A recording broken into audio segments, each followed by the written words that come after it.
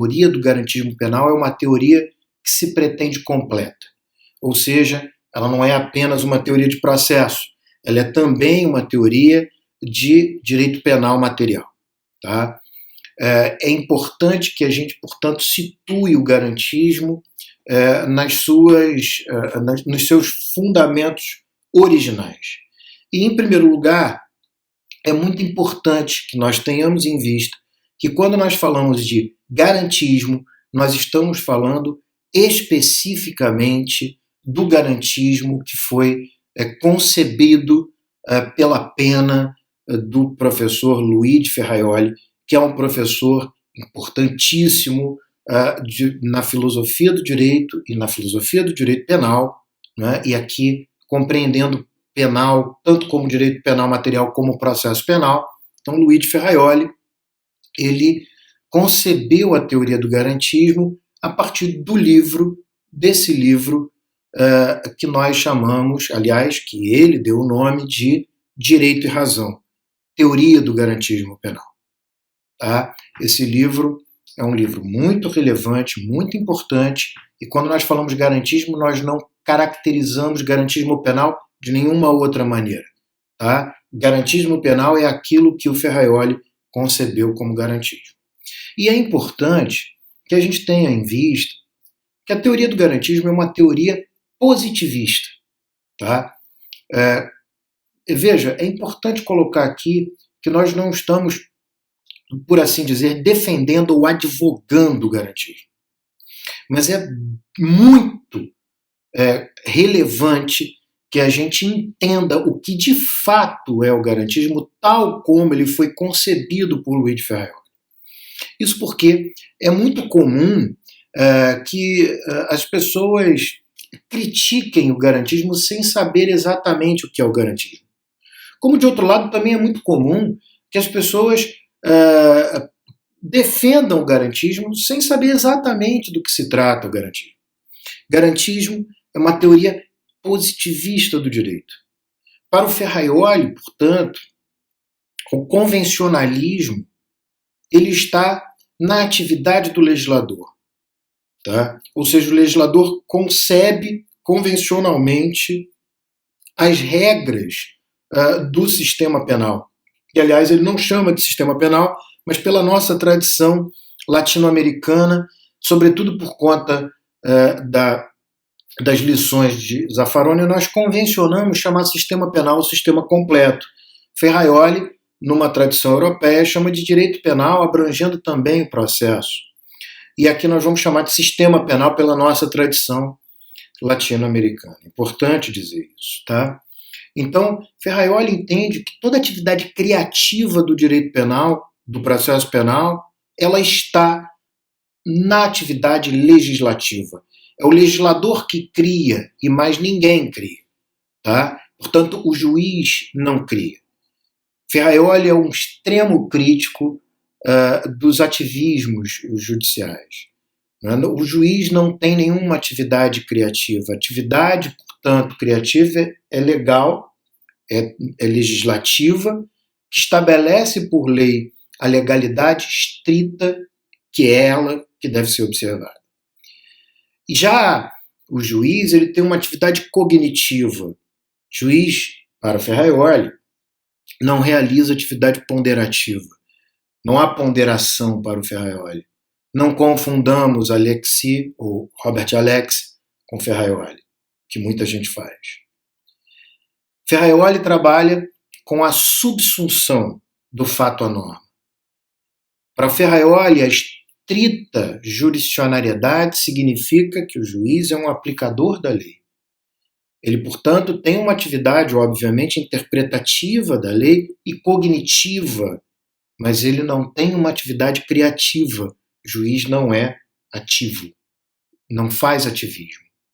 E, portanto, o Ferraioli concebe a teoria do garantismo, ou o sistema garantista, que ele inclusive chama de SG no seu livro, ele concebe o sistema garantista a partir de 10 axiomas básicos. Os 6 primeiros axiomas são axiomas do direito penal, E os 4 últimos dos 10 axiomas, os 4 últimos são axiomas processuais. Nós vamos falar sobre todos, mas obviamente vamos nos concentrar um pouco mais nos axiomas processuais. Os axiomas processuais nos interessam muito mais. Então, o primeiro axioma do sistema garantista para Ferraioli é o axioma 1, chamado de nulla pena sine crimine. Para o Ferraioli, esse axioma retrata ou representa o princípio da retributividade ou da consequencialidade da pena em relação ao delito. Para o Ferraioli, não pode haver pena se não houver crime. É um tanto óbvio. Nós estamos muito acostumados a conhecer esse axioma logo no primeiro período do estudo de direito penal, lá na graduação. Esse axioma é o primeiro axioma, não pode haver pena sem crime. Desse axioma, percebam que cada axioma relaciona 2 termos do sistema, né? Então, pena e crime são 2 termos do sistema, e ele relaciona, ele vincula a pena com o crime. Então, para o Ferraioli, não é possível haver pena sem crime, mas ele faz nascer o segundo axioma a partir do segundo termo essencial. Então, da mesma maneira que não há pena sem crime, não há crime sem lei. Essa é a ideia do Ferraioli. Não pode haver crime sem que exista uma lei. E Ferraioli, então, estabelece como axioma o nullum crimen sine lege. É o princípio da legalidade, que ele subdivide em legalidade no sentido lato e legalidade no sentido estrito. Para Ferraioli, a legalidade no sentido lato é a existência de uma lei formal, de uma lei ordinária, tá? E a legalidade no sentido estrito é a ideia de que essa lei ela deve ter densidade suficiente. Ou seja, a lei não pode abstratamente trazer termos genéricos que não sejam bem compreendidos e que acabem abrindo espaço para o ativismo e a criação do juiz. Não é? Então, a lei deve ser precisa, densa, objetiva, concisa, demonstrar efetivamente aquilo que pretende criminalizar. O terceiro axioma relaciona o terceiro termo essencial com o quarto.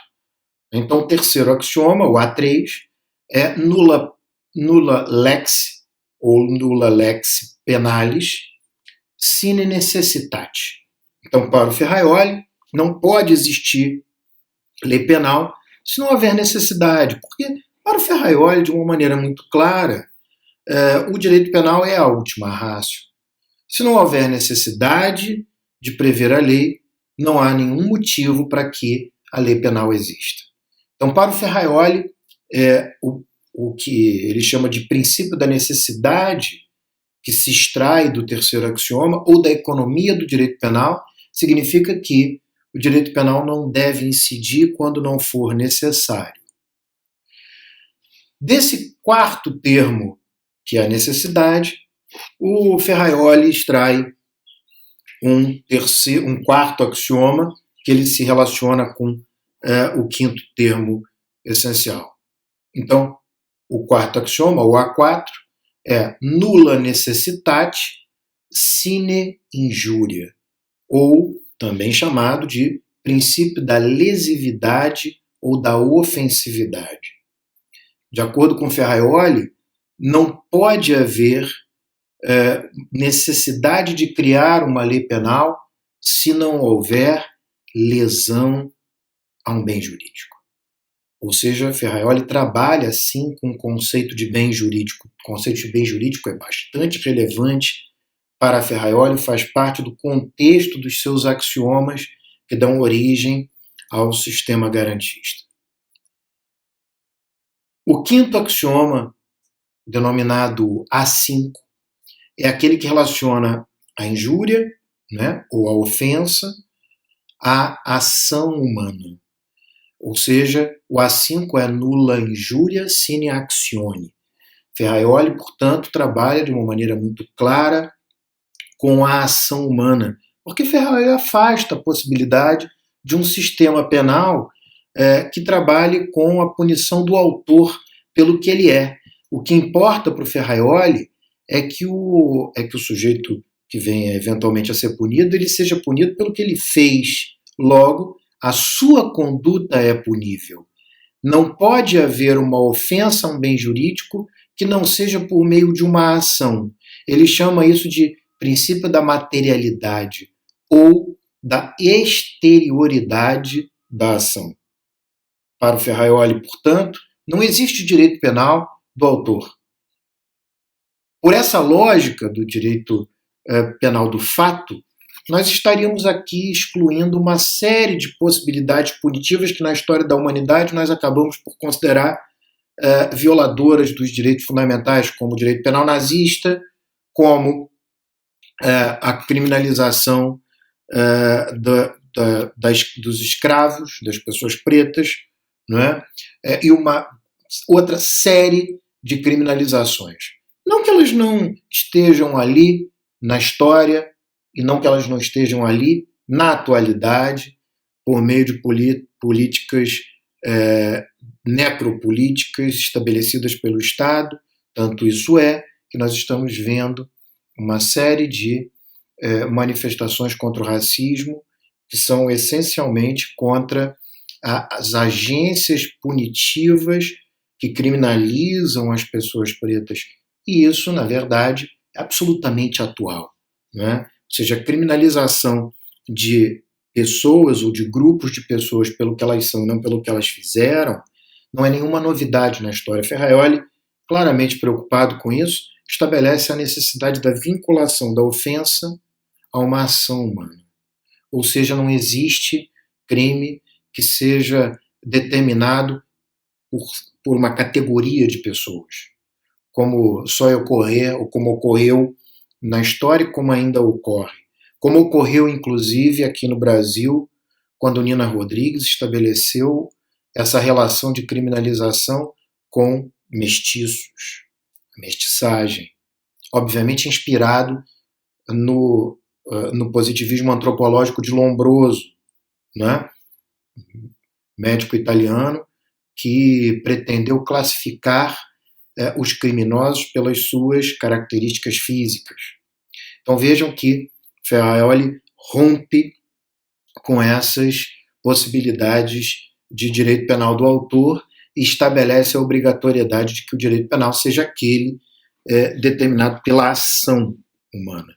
Não há ofensa que não seja pela ação do ser humano, pela conduta.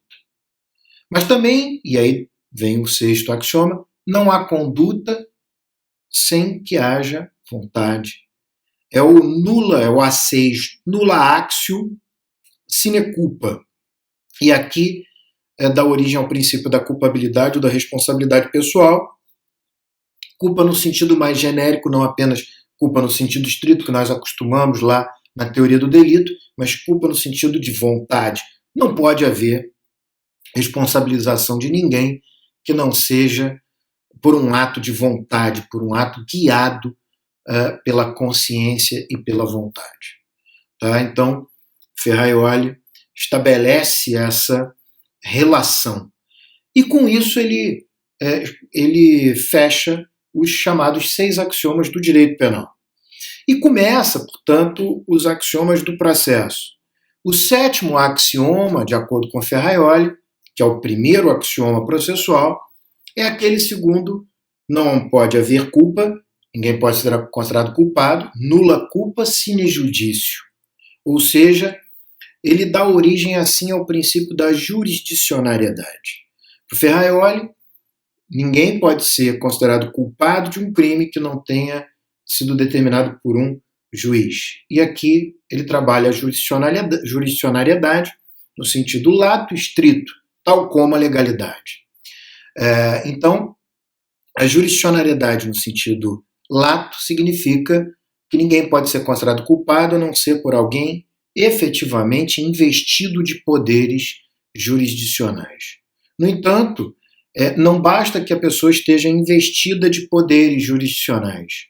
É também preciso que essa pessoa seja independente, imparcial.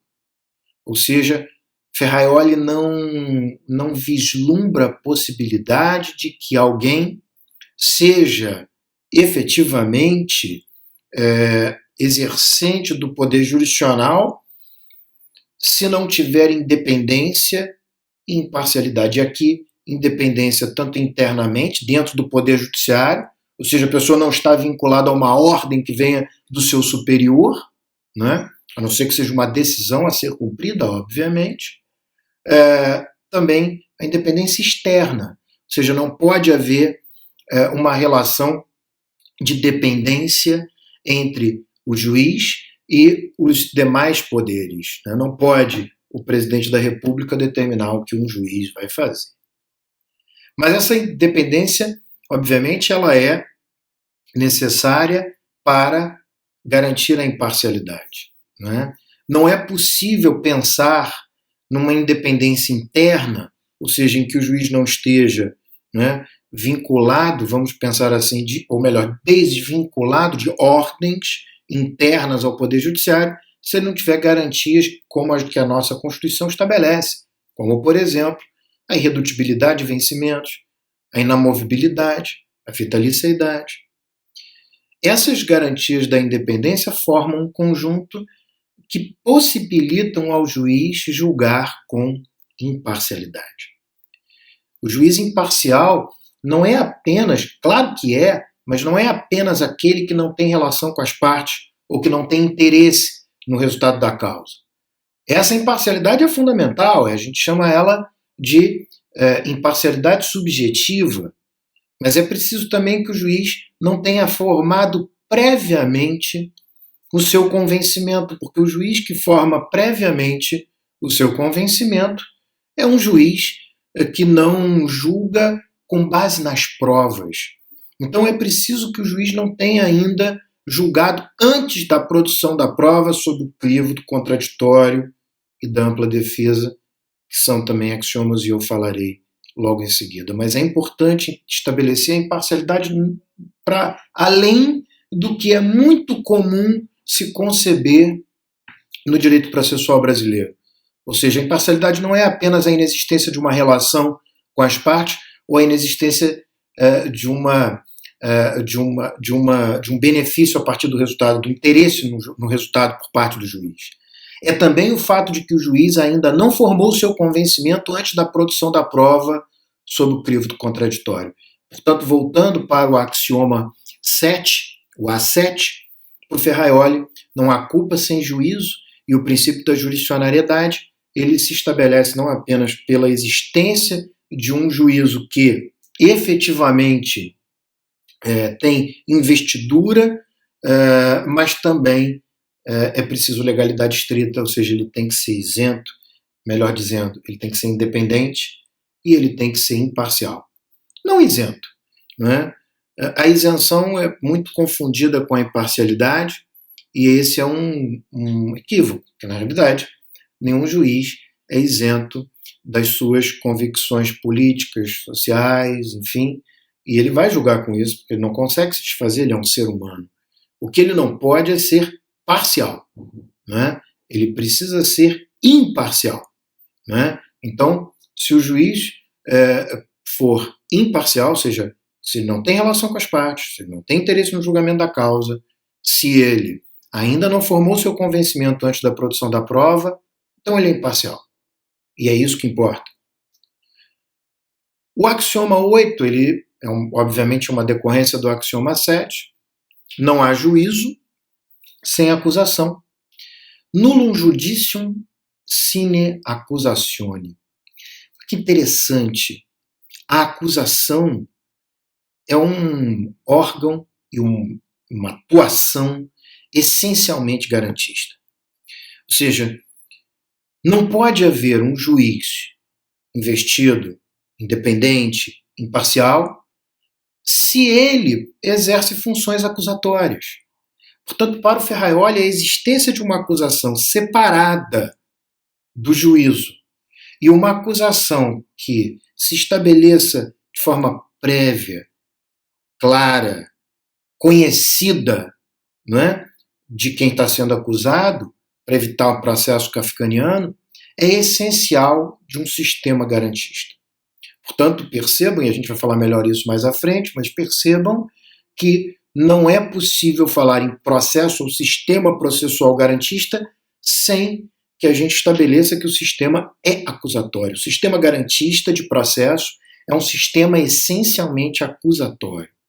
Não existe sistema garantista que não seja acusatório. O axioma 9 é o axioma segundo o qual não há acusação sem prova.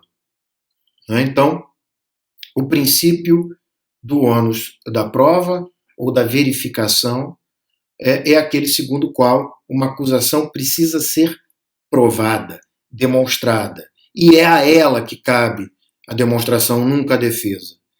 O juiz não pode julgar com base na sua convicção e nem julgar com base nas suas presunções. É a acusação quem deve provar, não o juiz, não a defesa, e é a acusação quem precisa provar tudo aquilo que afirmou. Não existem presunções contra o acusado no processo penal. Um sistema garantista, portanto, é um sistema que estabelece o ônus da prova para a acusação e, portanto, essencialmente trabalha com a presunção de inocência. E Ferraioli deixa muito claro que a presunção é de inocência. Não é de não culpa. A presunção de não culpa, como Ferraioli bem coloca, é típica de um autoritarismo e nasce pré-fascismo, mas é a base dele, a partir da pena de Manzini, o processualista italiano do fascismo.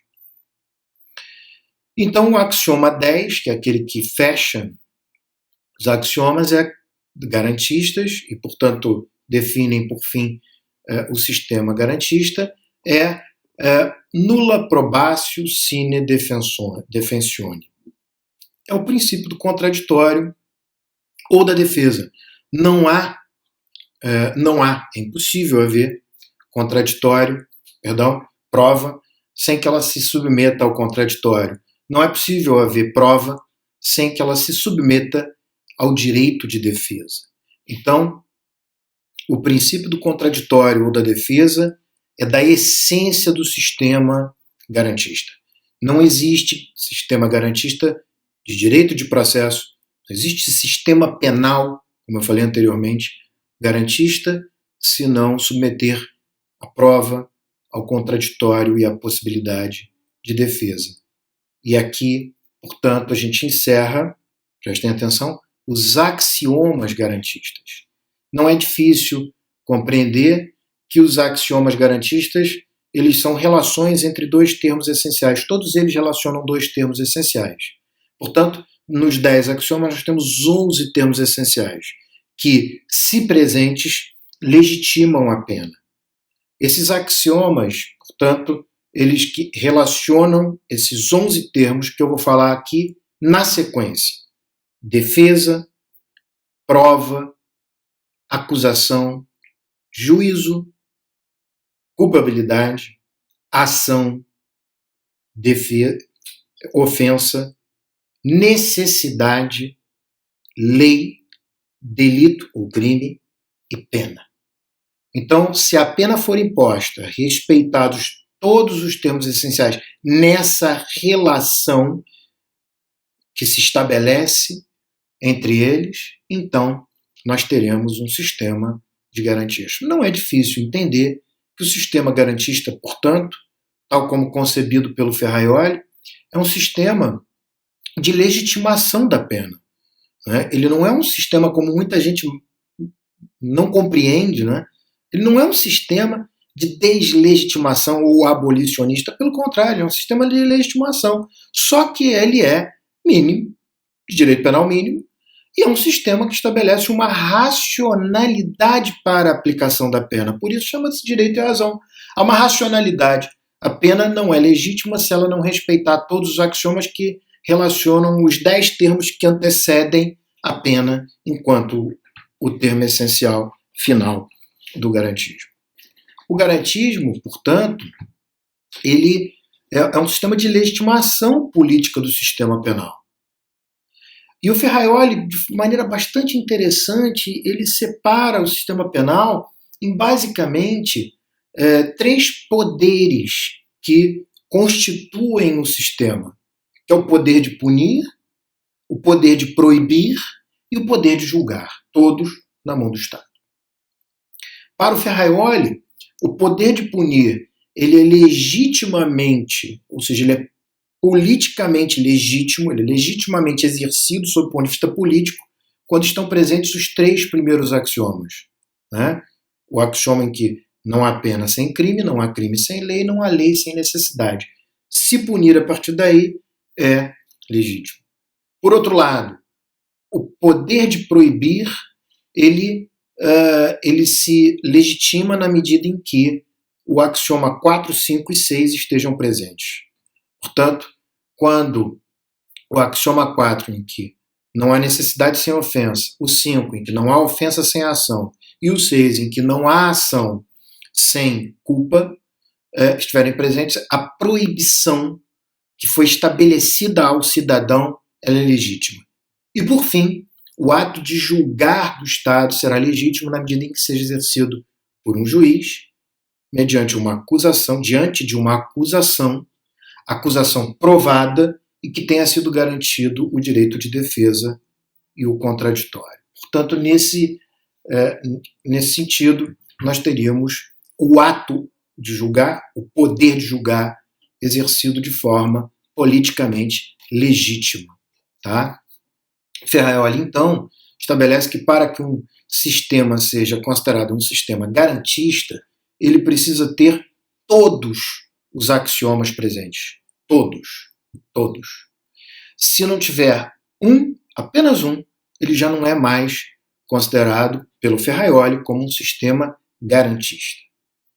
Então, o Ferraioli ele estabelece que quando faltar algum axioma, nós poderemos ter um modelo punitivo irracional, ou um modelo de direito penal autoritário, ou um modelo de processo penal autoritário. Para o Ferraioli, e eu vou falar só dos modelos punitivos irracionais e do processo penal autoritário, não vou entrar aqui no direito penal autoritário. Então, para o Ferraioli, quando falta o axioma 1, né, ou seja, aquele não há pena sem delito, ele chama esse modelo de modelo sem delito. E esse modelo punitivo para o Ferraioli é um modelo punitivo irracional. Também será irracional para o Ferraioli o modelo em que falta o axioma 2, o axioma segundo o qual não há crime sem lei. Então, se for possível estabelecer um crime sem que seja por meio de lei, então Ferraioli considera como um modelo punitivo irracional, é o chamado modelo sem lei. E o modelo sem juízo é aquele que falta o axioma 7, né, em que uma pessoa pode ser condenada sem que seja por um juiz, na forma como nós discutimos anteriormente. Esse modelo é chamado de modelo sem juízo e é um modelo punitivo irracional também. Serão considerados modelos de processo penal autoritário aqueles em que faltar o axioma 9 e o 10. Não apenas, mas nesse caso, Ferraioli chama ele de processo penal autoritário. É um modelo de mera legalidade. É um processo de mera legalidade. Por quê? Porque, primeiro, não há direito de defesa e contraditório. Então, para ele, é autoritário. Segundo, quando falta o axioma 9, em que uma pessoa pode ser condenada sem que a acusação prove o que afirmou na sua peça acusatória. Nesse caso, também Ferraioli considera como um processo penal autoritário. Também é um modelo chamado de mera legalidade. E quando falta o axioma 8, é o sistema inquisitivo, em que para o Ferraioli é um sistema de processo penal autoritário. Fica muito claro que para o Ferraioli, o modelo de processo penal garantista é, portanto, o sistema acusatório. Nós vamos falar melhor sobre isso mais à frente, mas o fato é que nós temos aqui, portanto, dois sistemas de processo penal autoritário. O de mera legalidade, que falta o axioma 9 e o 10, e o sistema inquisitivo, que é um sistema em que falta o axioma 8, ou seja, em que o juiz ele também assume funções acusatórias. Nesse caso,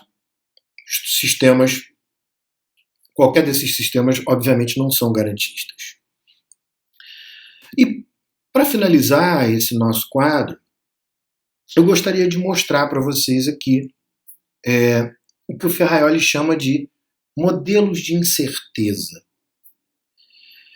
Para o Ferraioli, como nós vimos lá no axioma 9, o ônus da prova é sempre de quem acusa, né? É a presunção de inocência. Então, o Ferraioli estabeleceu alguns modelos de incerteza, ou seja, como o juiz deve julgar quando o Estado adota um modelo de racionalismo ou de irracionalismo.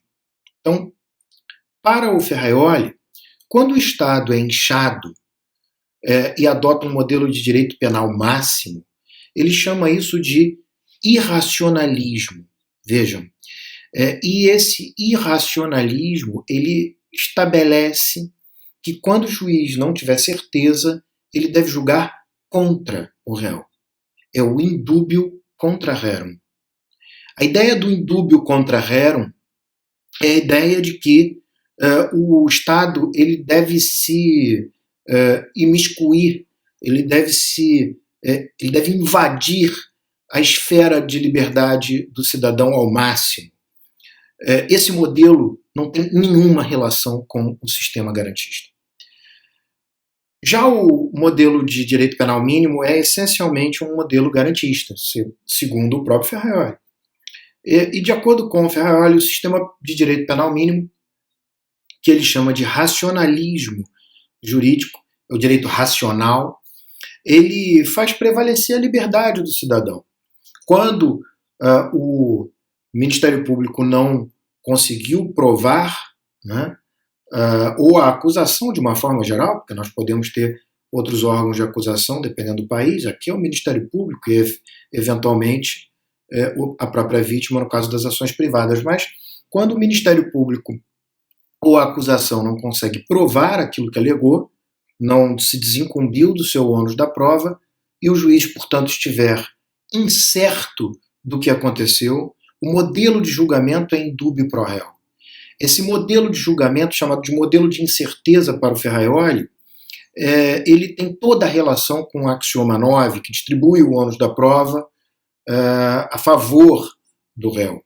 Esse modelo de incerteza do indúbio pro réu, que deriva do axioma 9, em que estabelece o ônus da prova para a acusação, e que para o Ferraioli é o direito penal mínimo, e aqui não apenas porque tem poucos crimes, mas porque o Estado ele deve invadir a esfera de liberdade do cidadão ao mínimo, né? Só quando estiver efetivamente demonstrada a necessidade da invasão da esfera de liberdade, então, nesse caso, prevalece a liberdade. E para o Ferraioli, o modelo de incerteza do garantismo, do racionalismo jurídico, do direito penal mínimo, né, é o indúbio pro réu. Então, esse é, portanto, um modelo. Isso não é sempre. Entendam isso só para a gente definir e fechar essa primeira parte da nossa aula. Ferraioli, obviamente, não está querendo dizer que sempre deverá haver absolvição. Claro que não, né? Quando a acusação se desincumbir do seu ônus probatório, demonstrar aquilo que efetivamente alega, cabe ao juiz condenar, né? Não cabe ao juiz absolver. O juiz absolverá quando ficar demonstrada a inocência, mas também quando não ficar demonstrada a culpa.